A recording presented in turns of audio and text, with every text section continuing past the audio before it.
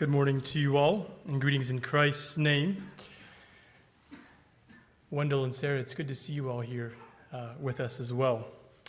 And I hope God's Spirit can continue to work in us and through us as He has already this morning. One summer afternoon, I was sent back up to our house where my grandparents are currently living with our Ford Escort. As a 9 or 10-year-old, I loved driving that green car. And I was tasked with picking up something for my dad and delivering it back to him. And as I pulled up to our garage, I noticed some blackbirds at our feeder off to my left, and I craned my neck around to get a better look at them. And I found myself and the car both entering the garage via a brick post at a rate of speed not recommended in those spaces. Once I removed my foot from the accelerator and gently eased it onto the brake, actually it was more of a stomp, the car paused its flight mid-flight toward the back wall of the garage. I sat in the car with a cracked windshield, and I knew I needed to call my dad. What would he say now that I had taken out a brick post, scraped up the freezer, ruined a garage door, and scratched the paint on the car? I went to the house and called him on our house phone, and yes, we used to have those. And you know, I don't remember the conversation. I don't remember what he said, but I do remember how I felt, how he made me feel. It was okay. Sure, we had damage and cleanup, but he never got angry or thought I was stupid. That was my dad. And over the years, I've learned a lot from him, and I've grown to respect and appreciate him more. So, thanks, Dad. Today is Father's Day, and a day that Nixon signed into a national holiday in 1972. And while it's definitely not a church holiday, I think it's appropriate.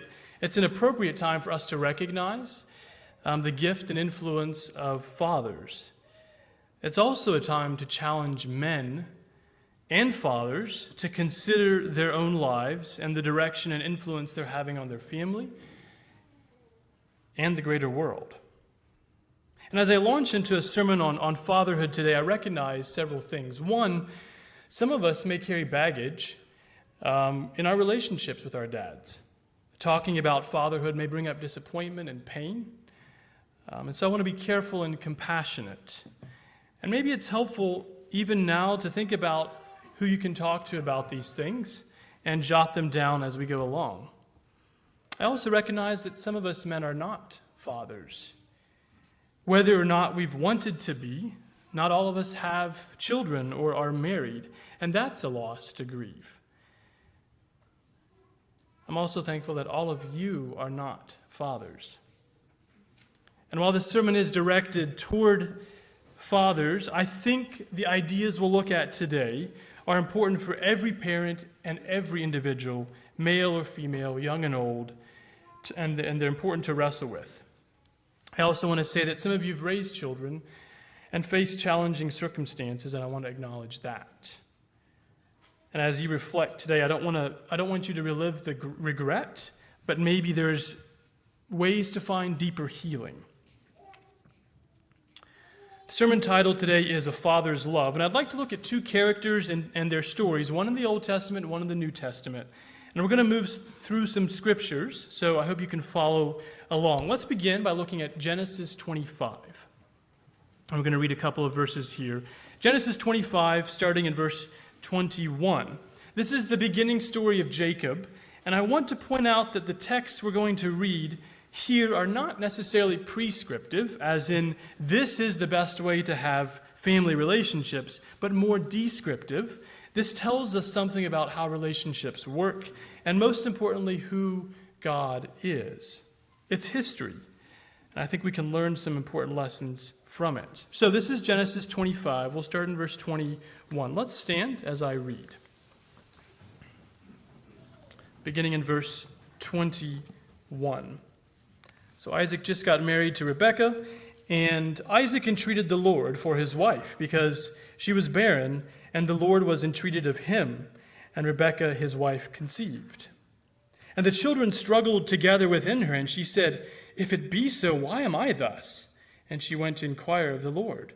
And the Lord said unto her, "Two nations are in thy womb, and two manner of people shall be separated from thy bowels. And the one people shall be stronger than the other people, and the elder shall serve the younger."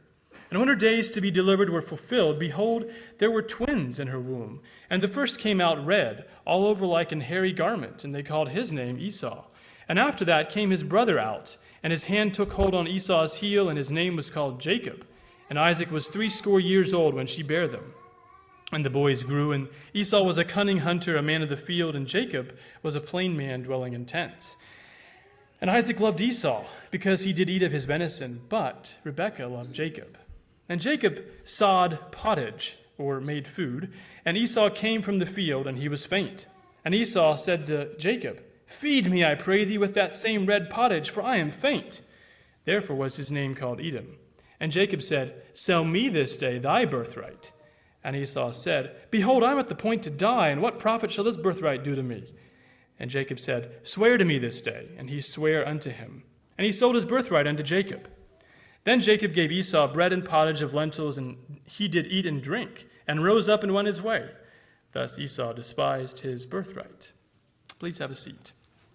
This is the beginning of the life of Jacob. And there's several things I'd like to note in this passage. First of all, Rebekah is carrying twins, and they struggled within her. And the Hebrew word here that is used to describe struggled has the idea to mistreat, oppress, shatter, smash, smite, or strike down. So clearly this struggle is more than just normal baby movement. And when Rebekah despairs and she asks God, "Why is this happening to me?" she's told that she's giving birth to two nations. And this sets up the themes and the storyline for the rest of the book of Genesis. The enmity between Jacob and Esau. And we see this interplay between these two sons and nations throughout the rest of Genesis. And when they're born, Esau is first, and Jacob comes out grabbing his heel. And there's some fascinating wordplay here in the names they're given. You can ask me later about Esau's. We don't have time to go into that. But Jacob's name means heel grabber, or he takes by the heel. It's possible that the name, because it is derived from a verb, also means may he protect, as in a rear guard on the heels, offering protection. So this name is given to Jacob because he came out grasping his heel, this strange birth story. But we notice almost immediately there's this division in the parenting. Isaac loves Esau, Rebekah loves Jacob. This is problematic from the beginning and is a symptom, I think, of a deeper issue that we don't read about. And this conflict in the family between Isaac and Rebekah and Jacob and Esau is highlighted in the selling of this birthright. Jacob is depicted as this even-keeled man, and Esau as this brash, hungering animal. The words he uses, "Feed me, I pray thee," the word here for feed is used later in reference to an animal eating feed, as if he's this hungering animal. Both brothers are to blame in the selling of this birthright. Esau, he sells it for food, and Jacob just drives a hard bargain. Let's jump over to chapter 27, where we'll pick up more of this story. Isaac has just told Esau to go get him some fresh venison, and he's going to receive the final blessing as his oldest son. And let's pick up in verse 5 of chapter 27. And Rebekah heard when Isaac spake to Esau his son, and Esau went to the field to hunt for venison and to bring it. This is verse 6. And Rebekah spake unto Jacob her son, saying, Behold, I heard thy father speak unto Esau thy brother, saying, Bring me venison and make me savory meat, that I may eat and bless thee before the Lord before my death. Now therefore, my son, obey my voice according to that which I command thee. Go now to the flock and fetch me from thence 2 good kids of the goats, and I will make them as savory meat for thy father, such as he loveth. And thou shalt bring it to thy father, that he may eat, and that he may bless thee before his death. And Jacob said to Rebekah his mother, Behold, Esau my brother is a hairy man, and I am a smooth man. My father peradventure will feel me, and I shall seem to him as a deceiver, and I shall bring a curse upon me, and not a blessing. And his mother said unto him, Upon me be thy curse, my son. Only obey my voice, and go fetch me them. And he went and fetched, and brought them to his mother. And his mother made savory meat such as his father loved. And Rebekah took goodly raiment of her eldest son Esau, which were with her in the house, and put them upon Jacob her younger son. And she put the skins of the kids of the goats upon his hands and upon the smooth of his neck. And she gave the savory meat and the bread which she had prepared into the hand of her son Jacob. And he came unto his father and said, My father. And he said, Here am I. Who art thou, my son? And Jacob said unto his father, I am Esau, thy firstborn. I have done according as thou badest me. Arise, I pray thee, sit and eat of my venison, that thy soul may bless me. And Isaac said unto his son, How is it that thou hast found it so quickly, my son? And he said, Because the Lord thy God brought it to me. And Isaac said unto Jacob, Come near, I pray thee, that I may feel thee, my son, whether thou be my very son Esau or not. And Jacob went near unto Isaac his father, and he felt him and said, The voice is Jacob's voice, but the hands are the hands of Esau. And he discerned him not, because his hands were hairy as his brother Esau's hands. So he blessed him. And he said, Art thou my very son Esau? And he said, I am. And he said, Bring it near to me, and I will eat of my son's venison, that my soul may bless thee. And he brought it near to him, and he did eat. And he brought him wine, and he drank. And his father Isaac said unto him, Come near now, and kiss me, my son. And he came near and kissed him. And he smelled the smell of his raiment and blessed him and said, and we'll stop there. He goes on to bless him in the next couple of verses. The plot thickens between these brothers, and there's more issues. Rebekah eavesdrops on this conversation, and you get the idea that there's just this undermining of trust already in the marriage. She plans to subvert Isaac's blessing. She schemes a method and gets Jacob as the accomplice. I don't know what motivated her to do this, but it highlights a serious breakdown in the marriage. And even when it seems that Jacob protests, he says, I'm smooth and he's hairy and I'll be cursed. She makes this very strong statement. She says, I'll take the curse. Just obey me. I don't think she knew what she was asking, but it shows you the level of brokenness in the relationship and in that home. So Jacob comes to Isaac, and the lying begins. Let me just point out a couple of places. In verse 19, he lies once about his identity and the meat. He calls it venison. In verse 20, he lies about how he found the meat so quickly. Then he lies again in verse 24 about his identity. He says, in response to the question, Are you Esau? He says, I am. And then he lies one more time when he kisses his father Isaac. A kiss is an intimate gesture of charity. This was a kiss of betrayal. And Jacob gets the blessing just in time. Esau comes back, and we read the rest of this in this chapter, and he's distraught when he discovers this trick. He cried with a great and exceeding bitter cry. And notice what he says about Jacob in verse 36. He says this, Is not he rightly named Jacob? For he hath supplanted me these 2 times. He took away my birthright, and behold, now he hath taken away my blessing. Hast thou not reserved a blessing for me? The New English translation reads this same verse as, Esau exclaimed, Jacob is the right name for him. He has tripped me up 2 times. He took away my birthright, and now, look, he's taken away my blessing. And it comes back to this ironic wordplay on Jacob's name. Instead of being a rear guard or a protector, Jacob trips up Esau by the heel. Essentially a deceiver. And some would suggest that it's here where Jacob's name actually takes on a negative connotation. And it's from this point out in the story that it spirals downward. Jacob runs for his life, we read later, and Esau and Isaac and Rebekah just kind of fade away from the story.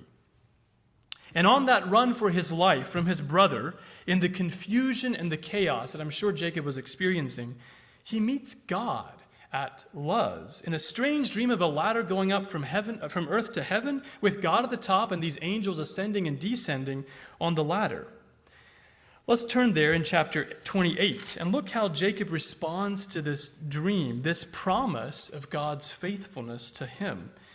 Let's jump in the story at verses 16 and 17. We'll start there. So he's had this dream. He's been sleeping. And Jacob awaked out of his sleep, and he said, "Surely the Lord is in this place, and I knew it not." And he was afraid and said, "How dreadful is this place? This is none other but the house of God, and this is the gate of heaven." Let's jump on down to verse 20. And Jacob vowed a vow, saying, "If God will be with me, and will keep me in this way that I go, and will give me bread to eat and raiment to put on, so that I come again to my father's house in peace, then shall the Lord be my God. And this stone which I have set for a pillar shall be God's house. And of all that thou shalt give me, I will surely give the 10th unto thee. If God will be with me, so that I come again to my father's house in peace, then shall the Lord be my God." I don't know how that strikes you, but to me it's as if Jacob is acknowledging that he's been doing a lot of running, and that he's admitting his need to trust and surrender to God.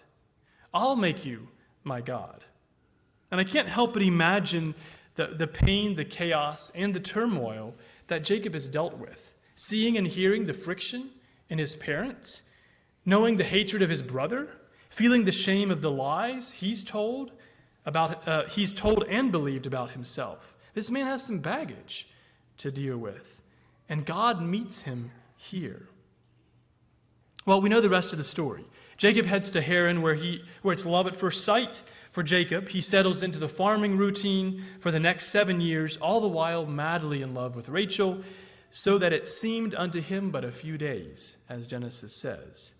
Things seem to be settling into a less chaotic rhythm, from running from his brother to settling into farming. But when this marriage happens that he's been promised, to Jacob's surprise, he has been the one who is tripped up. Leah is his new wife, not Rachel. And in the aftermath of that confusion, Laban convinces Jacob to work another 7 years, and he gives him Rachel as his wife. But even then, family trouble continues to dog his footsteps. Now his wives are envious of each other over children, and it becomes a way to kind of lord it over each other. When Rachel blames Jacob for not giving her children, this is in chapter 30, verse 2, we read this: "And Jacob's anger was kindled against Rachel, and he said, Am I in God's stead, who hath withheld from thee the fruit of the womb?" You can hear him vent this same frustration that has plagued him throughout his entire life. And in the middle of the chaos in his own family now, the farm gets divided between Jacob and Laban. And I think we should pause that even in this kind of chaotic story, God continues to bless Jacob. His flock continues to increase. So the farm is divided, Jacob's flock is growing, and eventually it gets to Laban's head, and Jacob sees that. More family animosity. But God tells Jacob to head back home. The leaving is messy, with Laban blaming Jacob for stealing and running off without a proper goodbye. But you can't really blame Jacob, because it's what he's done before. He's run. He's run from his problems. Eventually, Laban and Jacob make a covenant, and then they split. And it's soon after this, on his way back home, that Jacob gets the word that his older brother, who he hasn't seen for 14 years, is heading his way with 400 men. Jacob ran for his life the last time they met. And you can feel the intensity of this story mounting. This is the unresolved conflict coming to a head. This is a story of deceit coming full circle. Jacob is trapped, and he knows it. He's been tripped up by his own heel grabbing. Instead of meeting Esau that night, he meets God and spends the night wrestling with him. I think this is symbolic of all the heel grabbing and running that Jacob has ever done. He comes face to face with his own weakness and has to stare it in the face. And Jacob comes out of that night of wrestling with a new name, essentially a new identity, and a new limp. He's unable to run anymore. His new name means he strives with God, or God strives. No longer is Jacob wrestling with or tripping up people, but now he wrestles with God. And I believe that even though God met Jacob previously, this was a final surrendering or deepening of faith that happened here for him. But even then, Jacob's story is complicated after this point. He meets Esau and then he settles near Shechem, but the family issues aren't finished. His daughter is sexually assaulted and his brothers retaliate by killing off the men of the city. And even as Jacob gets older, you catch these whiffs of family problems. Let's turn to Genesis 37. Genesis 37, we'll read 2 verses here, 3 and 4.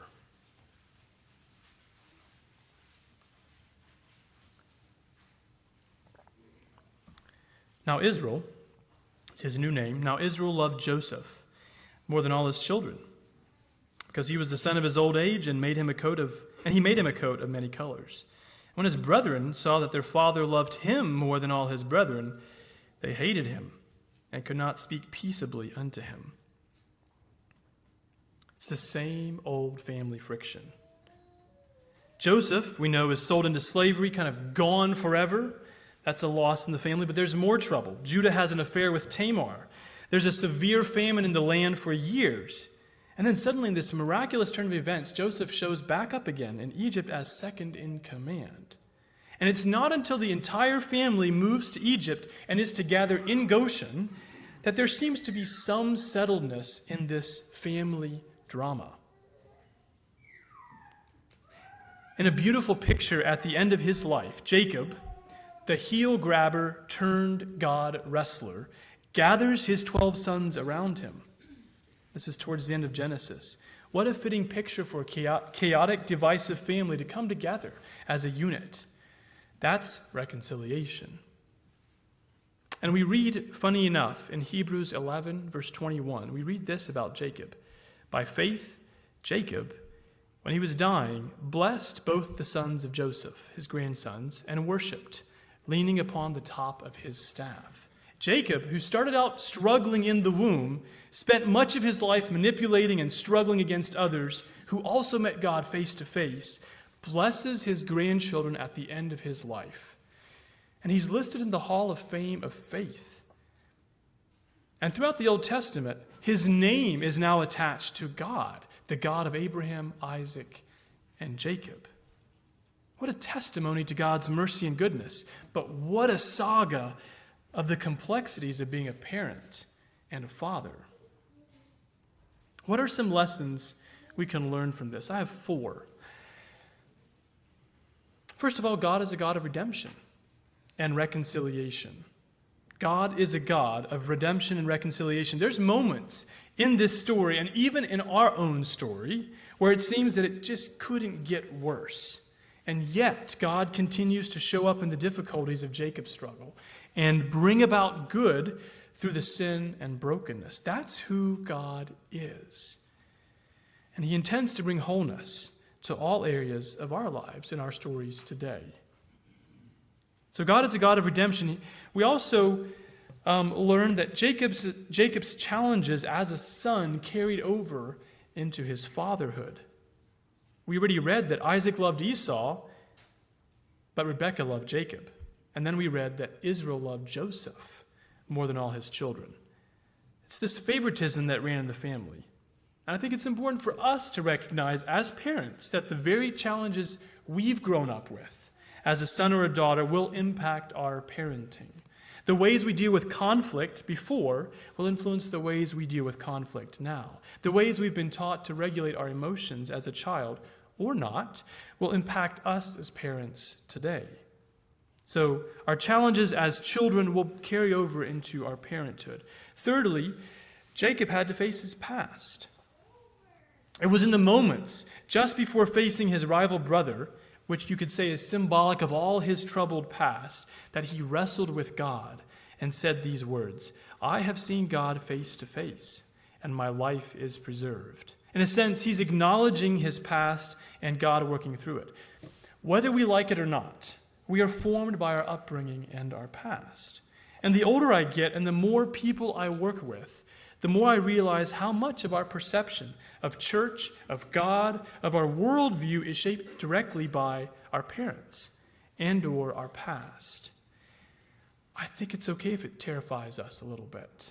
It should cause all of us, not just as fathers or parents, but anyone who has influence, to consider seriously the way our life and our choices are shaping others. Jacob had to face his past. And finally, he also had to come to peace with himself first. As I read over Jacob's story and was in preparation for this, one of the things that jumped out to me was all the unresolved conflict that Jacob carried with him into his adult life. And I'm not suggesting that we sit around and analyze all the details of our childhood and excuse our current behavior because of it, but I think we need to recognize the stumbling block that unresolved tension or conflict and hurt in our relationships can actually be. And as fathers and parents, we're called to bear God's image to our children. And unless we understand forgiveness and what it means to be at peace with God and ourselves, we cannot extend that forgiveness to others or to our children.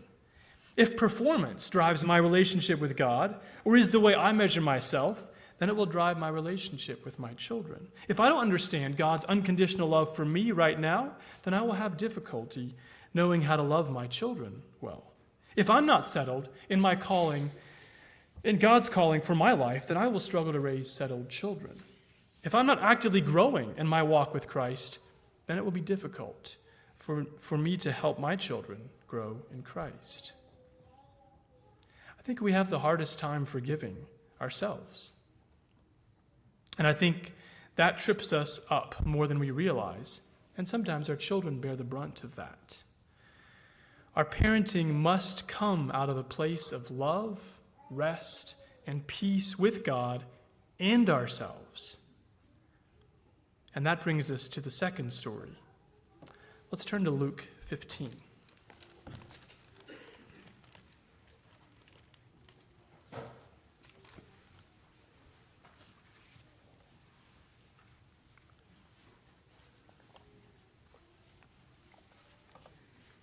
Luke 15. This is one of Jesus' well-known parables. We're going to start in verse 11 and read through the end of the chapter, and I'll ask you to stand again. Luke 15, verse 11 to the end. And he said, this is Jesus speaking, a certain man had 2 sons, and the younger of them said to his father, Father, give me the portion of goods that falleth to me. And he divided unto them his living. And not many days after, the younger son gathered all together and took his journey into a far country, and there wasted his substance with riotous living. And when he had spent all, there arose a mighty famine in that land, and he began to be in want. And he went and joined himself to a citizen of that country, and he sent him into his fields to feed swine. And he would fain have filled his belly with the husks that the swine did eat, and no man gave unto him. And when he came to himself, he said, How many hired servants of my father's have bread enough and to spare, and I perish with hunger? I will arise and go to my father, and will say unto him, Father, I have sinned against heaven and before thee, and am no more worthy to be called thy son. Make me as one of thy hired servants. And he arose and came to his father. But when he was yet a great way off, his father saw him, and had compassion, and ran, and fell on his neck, and kissed him. And the son said unto him, Father, I have sinned against heaven and in thy sight, and am no more worthy to be called thy son. But the father said to his servants, Bring forth the best robe, and put it on him, and put a ring on his hand, and shoes on his feet, and bring hither the fatted calf, and kill it. Let us eat, and be merry. For this my son was dead, and is alive again. He was lost, and is found. And they began to be merry. Now his elder son was in the field, and as he came and drew nigh to the house, he heard music and dancing. And he called one of the servants, and asked what these things meant. And he said unto him, Thy brother is come, and thy father hath killed the fatted calf, because he hath received him safe and sound. He was angry, and would not go in. Therefore came his father out and entreated him. And he answering said to his father, Lo, these many years do I serve thee, neither transgressed I at any time thy commandment, and yet thou never gavest me a kid that I might make merry with my friends. But as soon as this thy son was come, which hath devoured thy living with harlots, thou hast killed for him the fatted calf. And he said unto him, Son, thou art ever with me, and all that I have is thine. It was meet that we should make merry and be glad, for this thy brother was dead, and is alive again, and was lost, and is found. Please have a seat. It seems, if we look at the context of this story, that Jesus is using this story to speak to the Pharisees and the tax collectors or sinners. And this story has all the elements of family drama. An annoying, wasteful little brother, a controlling older sibling, and a dad who's just kind of out of touch with reality. But before we get hung up on these details, I want us to consider the bigger point of this story. We often call this the parable of the prodigal, as if he is the main character. And while it is about repentant sinners, I would suggest that this is the parable of the Father's love. The climax of this story is the response of both the father and the older brother. Let's take a look at these characters in turn. The younger son, who rightfully could inherit a third of his father's estate or half his older brother's inheritance, seems to be impulsive. He demands his share of property, leaves home, and going to a far country here might not indicate physical distance as much as just alienation from the family. And he just spends it all. And the Greek word that is translated as wasted in the KJV literally means a scattering or dispersing of seeds. I get the picture of throwing it to the wind. It really was a waste. And then the son stoops even lower and ends up not just being hired by a Gentile, but working as a pig farmer. This is about as low as you can get. It's completely antithetical to being Jewish.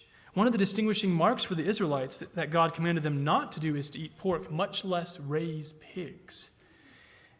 Everyone in his life is gone. From the audience's perspective, this guy just needs to be cut off. He's a goner. The older brother is faithful. He watches the interchange between dad and his younger brother, and I can imagine as he's working the fields, this resentment is building. Seriously, this brother of mine is a jerk. He's already kind of cut his younger brother off from the family in his own mind. This brother's got the good life. He has all the time with dad that he wants. And father is not a wimpy dad that is out of touch with reality like we might think. He doesn't demand much of his son, and he gives in to his son's wishes for his inheritance, but he is wise and he is patient. And most of all, there's a deep love for his son. He's a dad who loves. Think about it. Who does this wayward son think of when he's at the bottom? It's dad. Who does he think of being merciful to servants? It's dad. Who does he plan to go back to when he returns home? It's dad. Dad is a dad who loves. And somehow it seems that he's communicated this to his lost son. So we read, lost son realizes that not only has he sinned against dad, but also heaven or God himself. I'm willing to take a lower place in the family just to be back in dad's presence. He prepares his speech and heads home, probably walking head down with shame. Dad sees his son a long way off. This is the moment he was waiting for. While the son walks, dad runs. That's redemption. While the sinner walks, God runs. And dad ran, which in this culture would seem a little bit immature or unseemly for an older man to run. And he fell on his neck. That's a Hebrew idiom for a bear hug today. And he kisses him, a deliberate sign of affection that I think could be noted as, we're at peace. I still love you. It's this intense display of emotion and welcome. Son tries to give his speech, but dad just cuts him off and gets into party mode. This is a full-on celebration, and Jesus is making the point that this is to be joyful. Let us eat and be merry, for this my son was dead and is alive again. He was lost and is found. My son has come back home, and it's not just physically present, but he is being reinstated as my son. The oldest son finds out about this. He doesn't even want to get close. He asks the servant about it, and dad has to come out to meet him just like he did with his lost son. The same father, with the same love, comes out and implores the older son to join in festivities and welcome his younger brother back as a brother. And the older brother just gives vent to the frustration and resentment from the previous years and doesn't even acknowledge the lost son as his brother. He's been cut off. He calls him this thy son who hangs out with prostitutes to dad's face. You can imagine the contempt dripping in his voice. It seems that this son has the biggest problem with dad's reckless love. Why are you throwing a party for a son who's disgraced you? Why are you wasting your resources on a son who has wasted a third of our inheritance? Why do you love him? And here's the striking image. The son who is reckless with his identity and his wealth as a son is welcomed home by the dad who is reckless with his love. And the older son just can't stomach it. He disengages, justifies his resentment, judges from a distance, and walks away. Both sons were undone by the father's generous love. Both sons, the oldest and the youngest, were undone by the father's generous love. At one level, this is a story justifying Jesus' actions. We read at the beginning of the chapter, being with sinners to the Pharisees. At another level, this is a story of God, his love for us and his pursuit of us. At another level, this is a call for all fathers and parents. I think there are several key points that we can notice from this story, and they're all centered around this father's love. I have 5 of them. Love maintains relationship. Love maintains relationship. Every relationship or connection that you have with your children continues to give opportunity for growth and redemption. When we're annoyed or hurt by our children, it can feel easy just to want to give them what they deserve. Cutting off relationship, though, removes the opportunity for you as a parent to be the tangible means of God's redemption and love in your child's life. By cutting off relationship with his younger brother, the older brother was not the means to his redemption. We have to recognize that some of our deepest pain is that of strained relationships in our family. And as fathers and parents, we need to be able to bear some of that pain without taking it out on our children. Love doesn't gloss over the challenges or ignore the potential hurt in family relationships. It acknowledges all of it and still chooses to walk forward to that son. It still chooses to walk forward into that relationship with openness. I can't imagine the pain and humiliation that this father felt as he ran towards his son. He ran towards both of his sons. So love maintains relationship. Love also listens. One of the easiest things to slip out of our mouths and our actions is, I told you so, or stop it. How could you do that? It's easier to talk at our children rather than ask questions and listen. Children need to be heard. And of course, there are times where children need discipline or consequences without opportunity for them to explain themselves. But as children grow older and begin to think for themselves, you will need to give them opportunities for conversations around their choices, etc. And this takes a lot of hard work. But conversation and communication is one of the mediums of healthy relationships.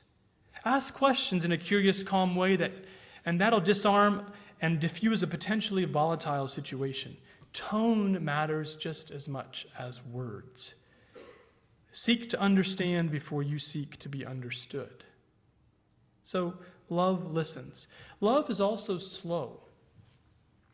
Often our children's choices and actions become part of our identity. When a child disregards my values, it's easy for us to call into question everything about ourselves and who we are. What have I done with my life?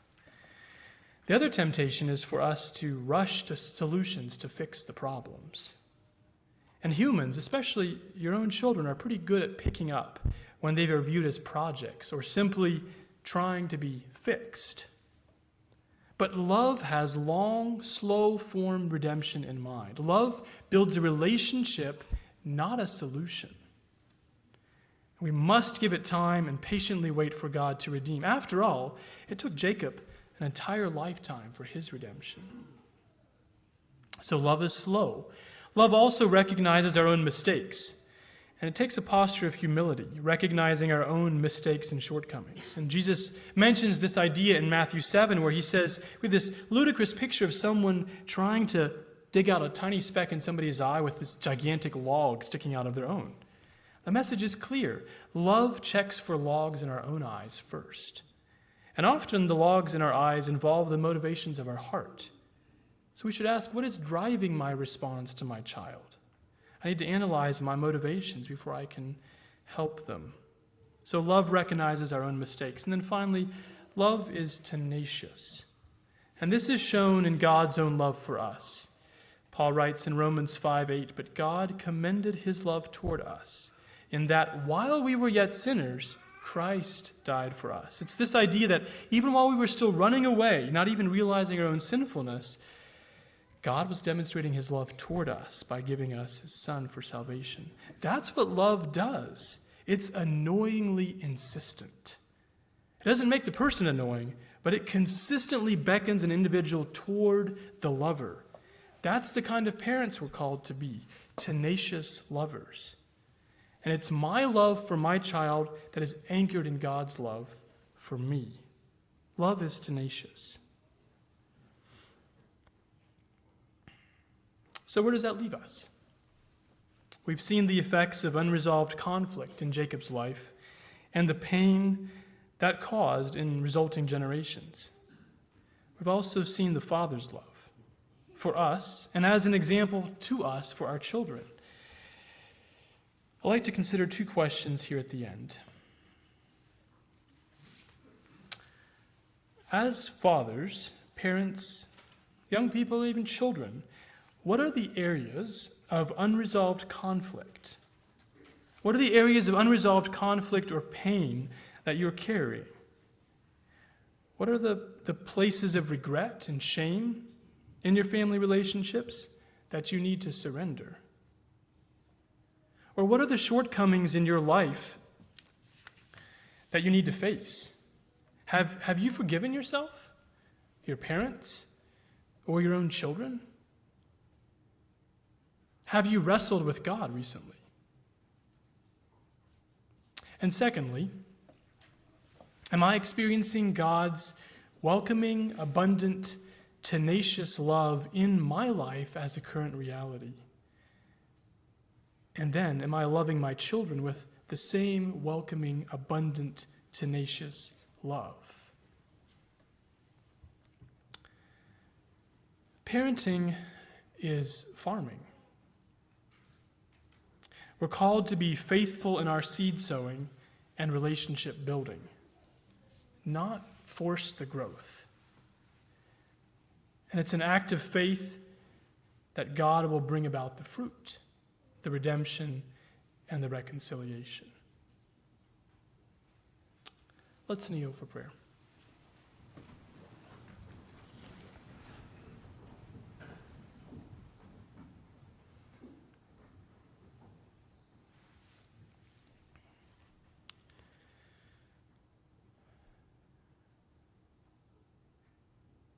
Father, I ask that your Spirit would speak to us. You'd reveal to us the areas of unresolved conflict, the places of pain that we've been hiding or unable to push into.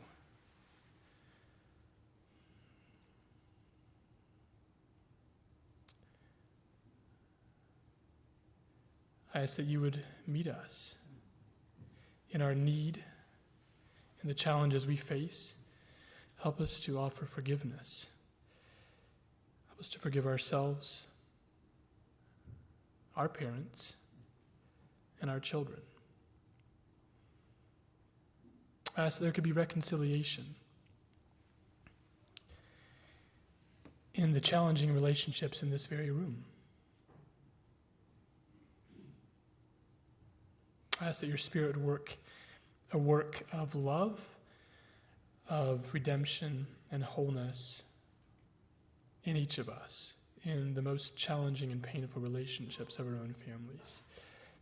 Give parents courage and strength and wisdom as they continue to be faithful in the seed sowing. Bless each of the fathers here and give them courage and humility to admit mistakes and to continue to learn and grow and to be more like you and offer Father's love. Thank you for your Spirit at work here in us, and we ask all these things in your name. Amen.